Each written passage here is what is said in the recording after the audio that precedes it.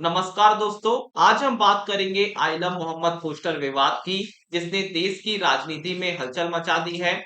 और ये भी जानेंगे कि कैसे एआईएमआईएम प्रमुख ओवैसी इस मुद्दे को बिहार के सीमांचल राज्यों में अपनी सियासी जमीन मजबूत करने के लिए इस्तेमाल कर रहा है। इस पूरे मामले की शुरुआत हुई उत्तर प्रदेश के कानपुर से।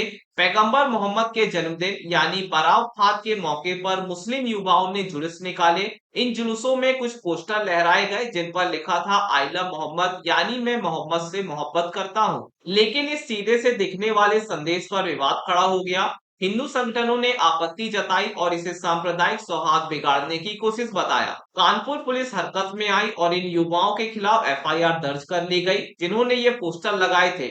आरोप लगा कि ये नई परंपरा है और इससे भावनाएं भड़क सकती हैं। यहीं पर एआईएमआईएम प्रमुख ओवैसी की एंट्री होती है। ओवैसी ने इस एफआईआर को संविधान के खिलाफ बताया और यूपी सरकार पर जमकर निशाना साधा। ओवैसी ने सीधे सीधे कहा कि पैगंबर मोहम्मद से मोहब्बत करना हर मुसलमान के ईमान का हिस्सा है और ये कोई अपराध नहीं बल्कि संविधान के अनुच्छेद 25 के तहत मिली धार्मिक स्वतंत्रता का मौलिक अधिकार है। ओवैसी ने सवाल किया, अगर आई लव महादेव के पोस्टर लगाए जा सकते हैं तो आई लव मोहम्मद कहना जुर्म कैसे हो गया। ओवैसी का आरोप है कि ये मुसलमानों को निशाना बनाने और उनकी आस्था पर हमला करने की एक सोची समझी कोशिश है। अब आते हैं बिहार के कटिहार पर, जहां ओवैसी अपनी सीमांचल न्याय यात्रा पर है। कटिहार का बरसोई सीमांचल का एक अहम इलाका है जहां मुस्लिम आबादी अच्छी खासी है।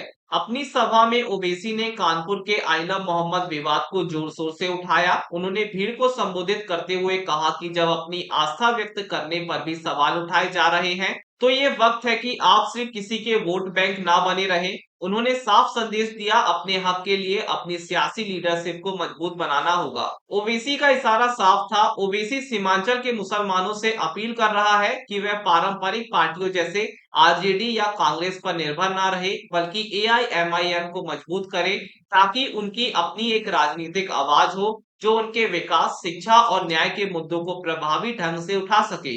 वे बिहार के अगले विधानसभा चुनाव में एआईएमआईएम के लिए जमीन तैयार कर रहा है। आइलम मोहम्मद का विवाद सिर्फ एक पोस्टर का नहीं बल्कि धार्मिक स्वतंत्रता, पहचान की राजनीति और अल्पसंख्यक वोटों पर दावेदारी का एक बड़ा मुद्दा बन गया है।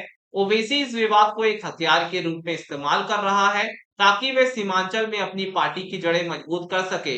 इस पूरे मामले पर आपकी क्या राय है, हमें कमेंट में बताएं। नमस्कार।